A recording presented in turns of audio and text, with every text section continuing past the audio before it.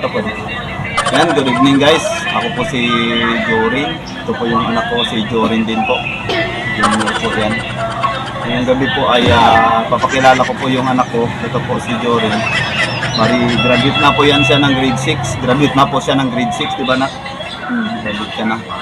Tapos masipag po yan siya. Nagbugas siya ng plato. Nagbabantay siya ng tindahan.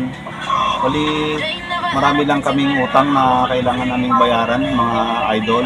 So, yung anak ko na to, siya yung tumutulong sa amin para maitawid namin yung yung mga pangailangan. Nagbabantay siya ng tindahan.